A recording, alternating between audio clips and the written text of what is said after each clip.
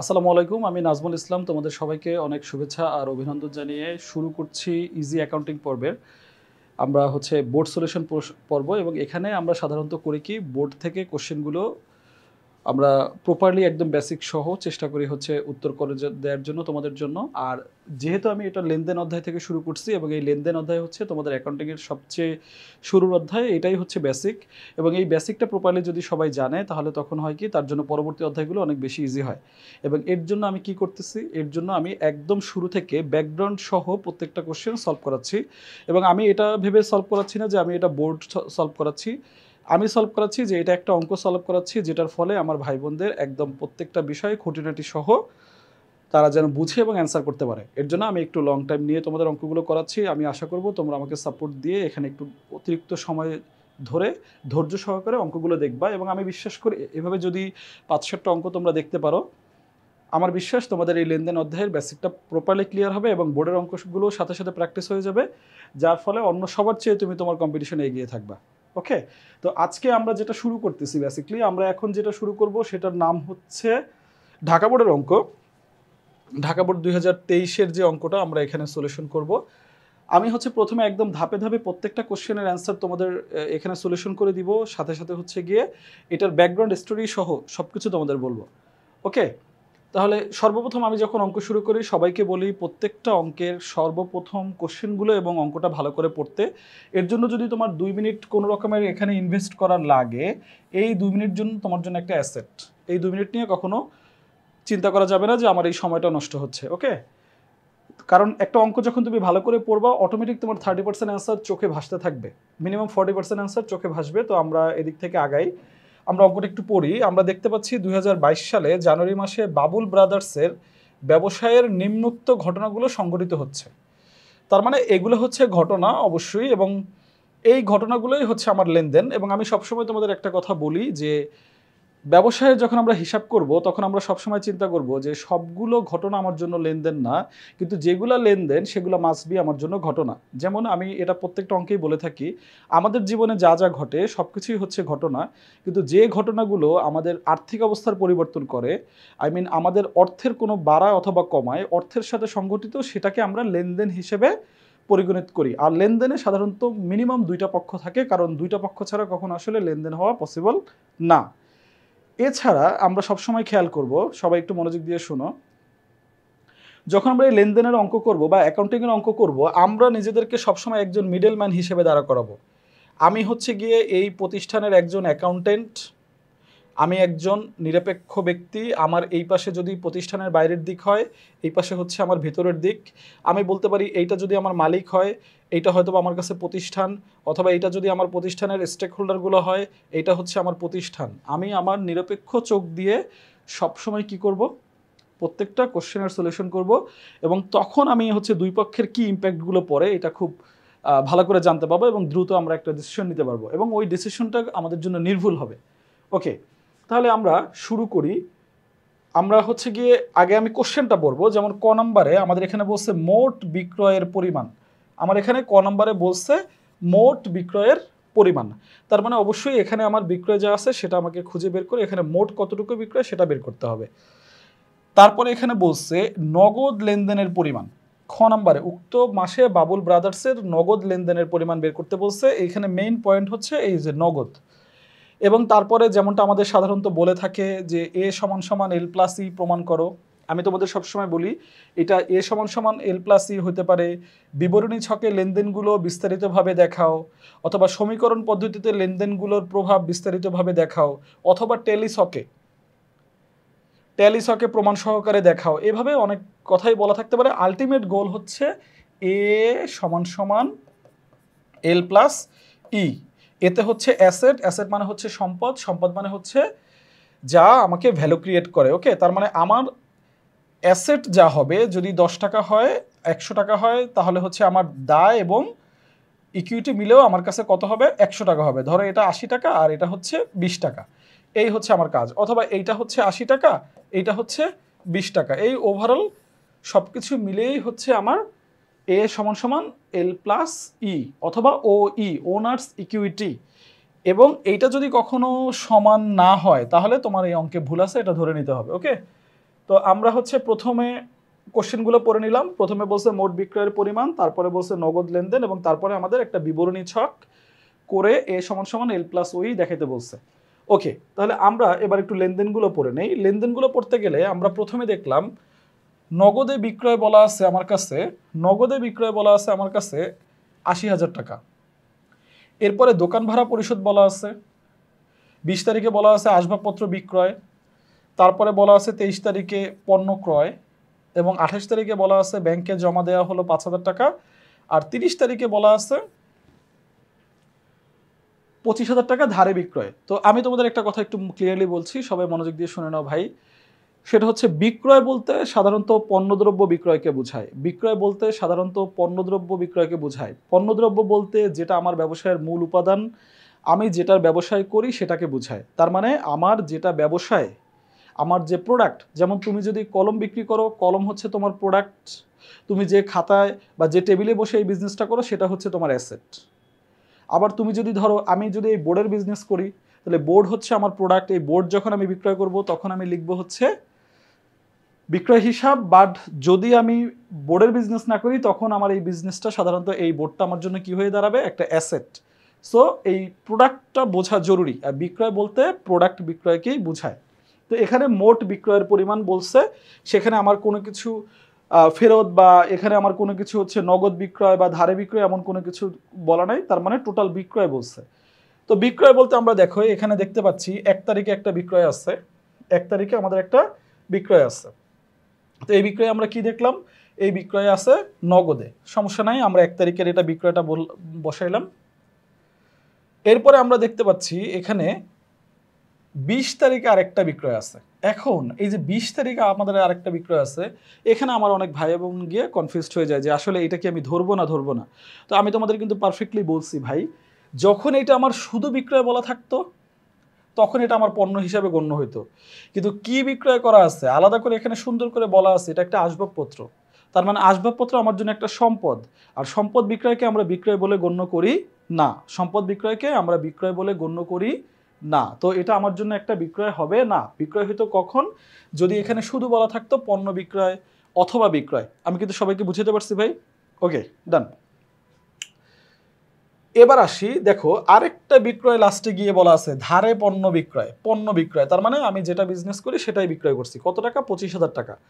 তো আমরা টোটাল বিক্রয় বলতে বুঝলাম কি, যেটা আমাদের প্রতিষ্ঠানের বিক্রয়, যেটা আমার প্রতিষ্ঠানের প্রোডাক্ট সেটা। তো আমরা জাস্ট এই দুইটা যোগ করে দিব, যোগ করে দিলেই আমাদের মোট বিক্রয়ের পরিমাণ চলে আসলো। এবং দেখো এখানে কোনো ফেরত বা অন্য কোনো লেনদেন নাই, তাই আমাদের এখানে আসলে কোনো ঝামেলা নাই। যখন তোমাকে মোট বিক্রয় বলবে তখন শুধু যোগফল করে দিবা। আর যদি তোমাকে এখানে নিট বিক্রয় বলতো তখন এখানে যদি আমার কোনো ফেরত থাকতো সেটা আমরা বাদ দিয়ে দিতাম। তখন যদি কোনো ফেরত থাকতো তখন বাদ দিতাম। নিট হচ্ছে একদম সব কিছু বাদে, আর মোট হচ্ছে একটা অ্যাভারেজ, যেটা যোগফল যেটাকে আমরা সাধারণত বলে থাকি। তার মানে আমরা ক নাম্বার অ্যান্সার সলভ করে ফেললাম। এটা হবে কত? ১ তারিখ এবং ৩০ তারিখ। কারণ কি এই তিনটাই আমার পণ্য বিক্রয়। এবং ২০ তারিখ হবে না, কারণ কি এটা একটা আমার আসবাবপত্র বিক্রয় বা সম্পত্তি বিক্রয়। সম্পত্তি বিক্রয়কে আমরা বিক্রয় বলে সাধারণত কাউন্ট করি না। এটার ফলে আমার কোনো আয় ব্যয় হয় না, সাধারণত আমার একটা সম্পদ আর একটা সম্পদে রূপান্তরিত হয়। ওকে, ডান। ক নম্বরের অ্যান্সার শেষ। এবার আমরা খ নম্বরের দিকে যদি যাই, দেখো ভাই খ নম্বরে আমার এখানে কি বলা আছে, নগদ লেনদেনের পরিমাণ। তার মানে আমার এখানে যে এই ৬টা লেনদেন দেয়া আছে, এই লেনদেনের মধ্যে আমার নগদ কয়টা লেনদেন আছে সেটা আমরা এবার খুঁজে বের করব। ঠিক আছে, সবাই একটু এই দিকটায় মনোযোগ দাও।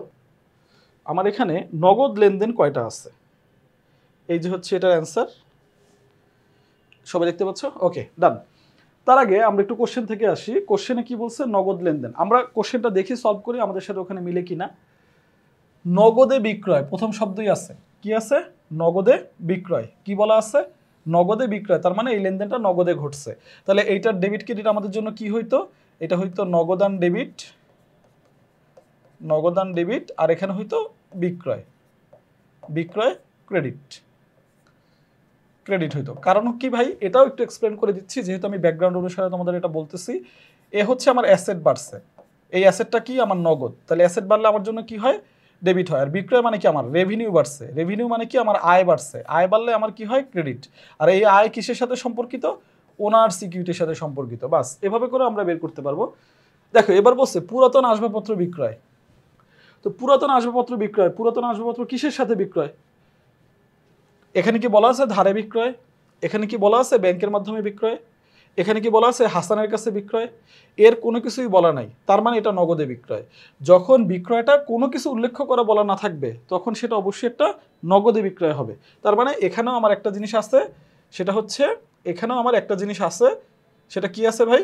সেটা আছে আমার নগদ এবং সেটা আছে কি আমার নগদ এবং আসবাবপত্র। দেখো আমরা পুরাতন আসবাবপত্র বিক্রয় করছি, তো পুরাতন আসবাবপত্র আমার বিক্রয় করলে কি হয়? পুরাতন আসবাবপত্র বিক্রয় করলে আমার এখানে আসবাবপত্র কমে গেল, আসবাবপত্র কমে গেল, আর কি হলো?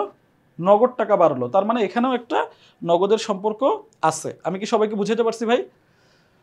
ওকে, এবার আসি এই যে 12 নম্বরে যে লেনদেনটা আমরা মিস করে গেছি। 12 নম্বর লেনদেনে বলছে দোকান ভাড়া পরিশোধ। দোকান ভাড়া কিসে পরিশোধ? বলা আছে ব্যাংকে? না, বলা আছে এটা যে আমরা চেকে দিছি? নাই। বলা আছে যে এটা আমাদের এখনো বকেয়া আছে? কোনো কিছু নাই। তার মানে যেহেতু এটা আমরা দোকান ভাড়া পরিশোধ করছি, সাধারণভাবে এটাকে আমরা ধরে নিব যে এই পরিশোধটা আমাদের নগদেই হয়েছে। এই পরিশোধটা আমাদের কিসে হয়েছে? নগদেই হয়েছে। তার মানে এই পরিশোধটা যেহেতু আমার নগদে হয়েছে, তার মানে এটা আমার একটা নগদ। এবার আসি ধারে পণ্য ক্রয়। ধারে আসবে না, ব্যাংকে জমা দেওয়া হলো। এইটা নিয়েই আসলে আমার ভাই বোনদের সবচেয়ে বড় বিষয় যে এটা কি নগদ নাকি নগদ না। দেখো ভাই, ব্যাংকে তুমি কি জমা দাও? ব্যাংকে জমা দাও সাধারণত যদি কারো কাছ থেকে কোনো একটা চেক পাও, ওই চেকটা নিয়ে জমা দাও। অথবা তুমি কি জমা দাও? তুমি ক্যাশ টাকা নিয়ে ব্যাংকে জমা দাও। তো ব্যাংকে আমরা যখন টাকা জমা দেই তখন কি হয় দেখো তো ভাই? ব্যাংকে যখন আমরা টাকা জমা দেই তখন আমার ব্যাংকে টাকাটা বাড়ে। ব্যাংকে টাকাটা বাড়ে, এর জন্য আমরা লিখি ব্যাংক হিসাব ডেবিট। এটা হচ্ছে বেসিক্যালি অ্যাসেট বাড়ছে। দেখো আমি ভেঙে ভেঙে বোঝাচ্ছি ভাই। আর এরপরে আমরা নগদ টাকা জমা দিই সাধারণত, এর জন্য এটা হবে নগদান হিসাব ক্রেডিট। নগদান হিসাব ক্রেডিট। নগদান হিসাব ক্রেডিট মানে কি? নগদ টাকাটা আমার চলে গেছে, এখানে হয়েছে আমার এই যে অ্যাসেট, এই যে অ্যাসেট একবার মাইনাস। তার মানে যখন আমরা টাকা ব্যাংকে জমা দেই তখন হচ্ছে আমার একবার টাকা বাড়ে ব্যাংকে, এটা একটা অ্যাসেট, আবার একবার আমার টাকা নগদ কমে, এটা হচ্ছে আমার একটা অ্যাসেট। মানে আলটিমেট হয় কি, যদি মানে নিউট্রালভাবে তুমি চিন্তা করো তখন আলটিমেট হয় তোমার একটা অ্যাসেট আরেকটা অ্যাসেটে গিয়ে রূপান্তর হয়, আসলে আর কিছুই না ব্যাংকে যখন আমরা টাকা জমা দিই। ওকে, আর এখানে তো ধারে পণ্য বিক্রয় বলাই আছে, তার মানে এটা আসবে না। যেগুলো ধারে আছে এই দুইটা আগে আমরা কেটে দিলাম। এবার তোমাদের জন্য ধীরে ধীরে আমি আবার একটু আসব যে এখানে আমার কোনটা নগদের সাথে জড়িত। তাহলে নগদে বিক্রয় বলা আছে নগদ। দোকান ভাড়া পরিশোধ অবশ্যই কিসে পরিশোধ করছি বলে নাই, তার মানে এটা নগদ গেল। পুরাতন আসবাবপত্র বিক্রয়, আসবাবপত্র বিক্রয় করে আমরা কিভাবে করছি? নগদে ধারে নাকি? কিছুই বলে নাই, তার মানে এটা নগদ। ব্যাংকে জমা দেওয়া হলো, কি জমা দিছি? অবশ্যই নগদ টাকা আমরা জমা দিছি। তার মানে আমরা পারফেক্টলি পেয়ে গেছি যে আমাদের এই 4টা লেনদেন হচ্ছে নগদে ঘটছে। দেখি তো আমরা আমাদের অ্যান্সারের সাথে এটা মিলে কিনা আসলে। ওকে, তাহলে আমরা এখানে অ্যান্সারে দেখলাম যে আমার এখানে কি কি আছে। 1 তারিখে এই যে নগদে বিক্রয়, 2 তারিখে দোকান ভাড়া পরিশোধ মানে হচ্ছে 12 তারিখ, 20 তারিখ হচ্ছে পুরাতন আসবাবপত্র বিক্রয়, এবং 28 তারিখ হচ্ছে ব্যাংকে জমা দেওয়া। এই প্রত্যেকটা জায়গায় আমার নগদান আছে। সেটা ডেবিটও হইতে পারে, সেটা ক্রেডিটও হইতে পারে, যে কোনোটা এখানে হইতে পারে।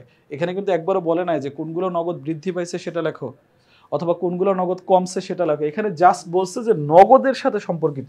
সেই অনুসারে আমরা যোগফল পাইলাম 98,500 টাকা। ওকে, ডান। এই ছিল আমাদের খ নাম্বারের অ্যান্সার। আমার বিশ্বাস যে তোমরা সবাই বুঝছো। এবার আমরা গ নাম্বারে যাব। আমরা গ নাম্বারে একটু দেখে আসি যে আমাদের গ নাম্বারে কি বলছে। এই গ নাম্বারটা আমার কাছে খুব ফেভারিট লাগে, আমার কাছে ভালো লাগে। আমার বিশ্বাস তোমাদেরও আস্তে আস্তে এটা ভালো লাগা শুরু হবে। এইটাই হচ্ছে আসলে এই লেনদেনের মূল একটা বিষয়, যেটা দিয়ে তুমি একটা লেনদেনকে প্রপারলি ভেঙে ভেঙে বুঝতে পারো যে ভাই আসলে একটা লেনদেনের ফলে আমার প্রতিষ্ঠানে কি কি চেঞ্জ হয়, কি কি আমার প্রতিষ্ঠানে ইম্প্যাক্ট ফেলে ওই লেনদেনটা। ঠিক আছে, তাহলে আমরা একটু দেখি। বাবুল ব্রাদার্সের আমাদের আরো ছোট করে দিছে, 2টা লেনদেন আমাদের করতে বলে না। এটা বলছে 20 তারিখ থেকে 30 তারিখ। এই লেনদেনগুলো সমীকরণের মাধ্যমে এ সমান সমান এল প্লাস ওই প্রমাণ করব। তাহলে দেখো লক্ষ্মী ভাই, এ কি? এ কি? এ হচ্ছে আমার জন্য একটা অ্যাসেট, তাহলে এটারও কয়েকটা ধরন আছে। এল কি? আমার জন্য দায়। এটারও আমার কয়েকটা ধরন আছে। আর এই যে ও ই বা ই, এটা হচ্ছে ওনার সিকিউরিটি, এটার একটা ধরন আছে, বাট এটার ধরনটা কি সবসময় এটা মনে রাখবা। এটা সবসময় বলছি সি প্লাস আর মাইনাস ই মাইনাস ডি। দেখো ভাই, সি মানে ক্যাপিটাল, মূলধন। মূলধন কে দেয়? মালিক দেয়। মালিক দেয় বলেই মালিকানা সত্ত্ব বা ওনার সিকিউরিটি হিসাবে এটা গণ্য হয়। এরপরে কি আছে? রেভিনিউ। রেভিনিউ মানে কি? আয়। আয়টা কে পায়? মালিক ভোগ করে। তার মানে মালিক এই আয়টার জন্য প্লাস হয়। আবার যদি কখনো ব্যয় হয় বা ক্ষতি হয়, সেটাও মালিকের ভোগ করতে হয়, এর জন্য এটা মাইনাস হয়। এবং যখন আমরা মালিক কোনো কিছু উত্তোলন করে তখন সেটাও মাইনাস হয়। তার মানে যদি ওনার্স ইকুইটি আমরা বের করতে যাই, ওনার্স ইকুইটি যদি আমরা বের করতে যাই, তাহলে আমাদের এই চারটা জিনিসের উপরে ফোকাস রাখতে হবে। এক হচ্ছে ক্যাপিটাল মানে হচ্ছে মূলধন, দুই হচ্ছে রেভিনিউ মানে আয়, এই দুইটা যোগ, আর ব্যয় মানে এক্সপেন্স এবং ড্রয়িং মানে উত্তোলন, এই দুইটা বাদ।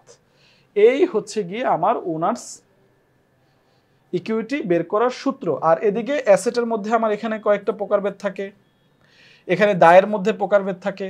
তো ওভারঅল আমাকে প্রমাণ করতে হয় এই যে এ সমান সমান এল প্লাস ওই, এইটা বের করাই হচ্ছে আমার এখানে কাজ।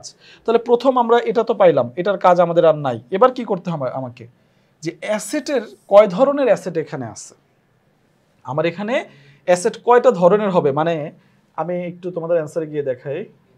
এই যে আমার এখানে অ্যান্সারটা দেখো ভাই, এই যে আমার অ্যান্সারটা, এই অ্যান্সারে অবশ্যই আমার এখানে এই যে দেখো আমার এখানে কি আছে ভাই, এই যে এর আন্ডারে আমার এই একটা সম্পত্তি, এই একটা সম্পত্তি, এই একটা সম্পত্তি, একটা সম্পত্তি। তোমাদের মেইন প্রবলেমটাই এই জায়গায় হয় যে ভাইয়া আসলে সম্পদ তো বুঝলাম, এখন কয়টা সম্পদের ঘর নিব সেটা তো আর বুঝতে পারতেছি না। অথবা আরেকটা প্রবলেম হয় যে ভাইয়া এই যে দায় কয়টা হবে এইটা বুঝতে পারতেছি না। তো এটা বোঝা মানেই আলটিমেটলি এখানে বসাই ফেলা। তো এর জন্য আমি এইটার প্রতি একটু বেশি ফোকাস করে তোমাদের আবার শুরুতে নিয়ে যাব। নিয়ে গিয়ে দেখো লক্ষ্মী ভাই যে আমরা কিভাবে আসলে খুঁজে বের করি আমাদের কয়টা হচ্ছে সম্পদের ঘর হবে, কয়টা আমাদের দায়ের ঘর হবে। এই যে একটা নগদ, নগদ একটা আমরা পেয়ে গেলাম, এই যে নগদ একটা আমরা পেয়ে গেলাম, তার মানে নগদের একটা ঘর হবে। এই যে দোকান ভাড়া পরিশোধ, এখানেও নগদ।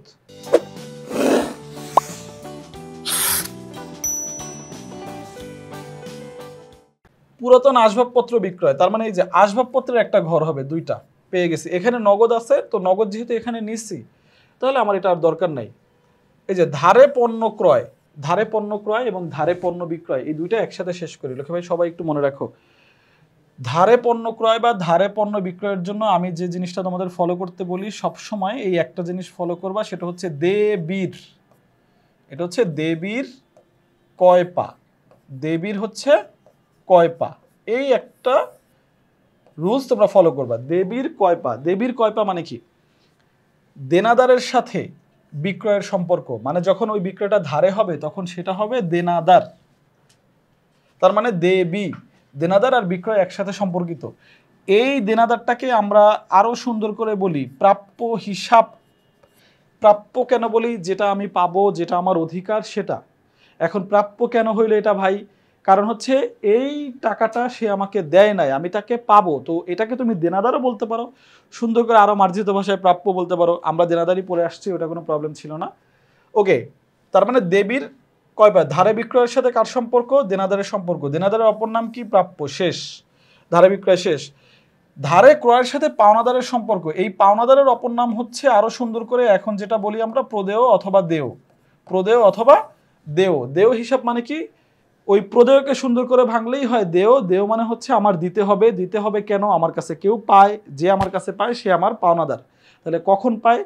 যখন আমি ক্রয় করি। তাহলে এইটাকে মনে রাখার জন্য সিম্পল একটা লজিক, সেটা হচ্ছে দেবীর কয় পা, দেনাদারের সাথে বিক্রয়ের সম্পর্ক, ক্রয়ের সাথে পাওনাদারের সম্পর্ক।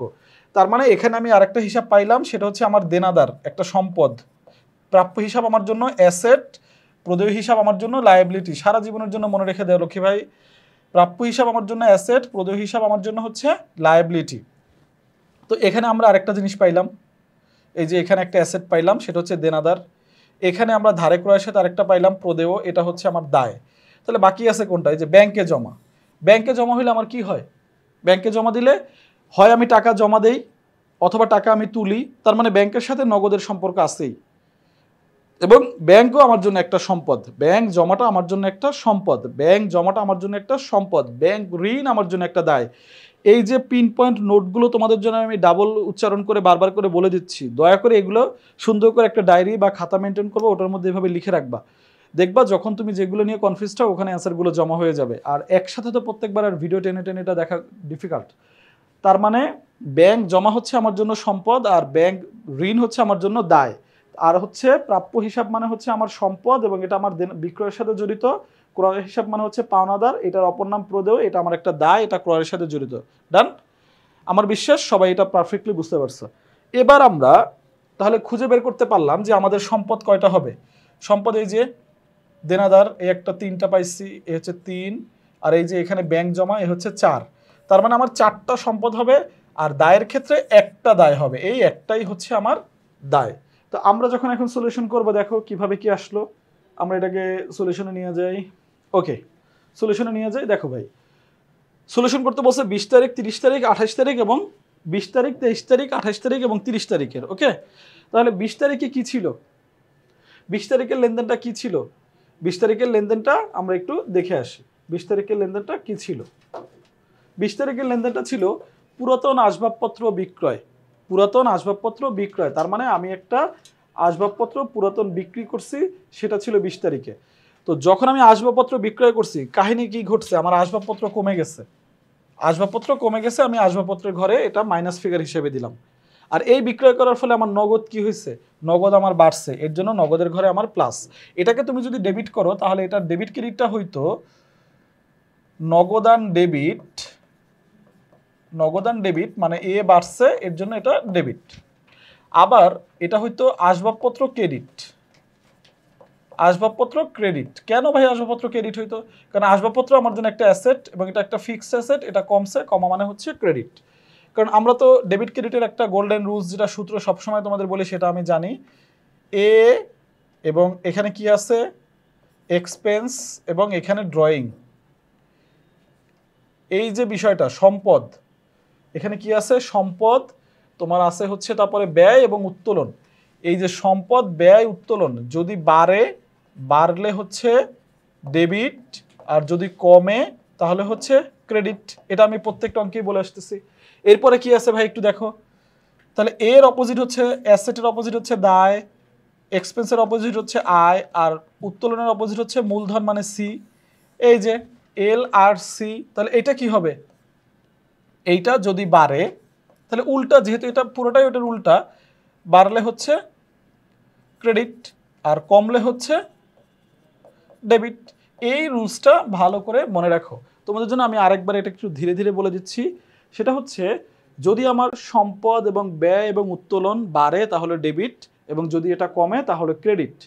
আর যদি আমার এটা দায় হয় এবং এটা যদি আমার আয় হয় এবং এটা যদি আমার মূলধন হয়, এটা যদি কমে তাহলে হচ্ছে ডেবিট, আর যদি বাড়ে তাহলে ক্রেডিট। নোট ডাউন করে নাও এবং এটা মাথায় কবিতার মতো করে সারাক্ষণ বলতে থাকবা, বলতে বলতে এরপর দেখবা নিজে অন্যরা শেখানো শুরু করে দিচ্ছে।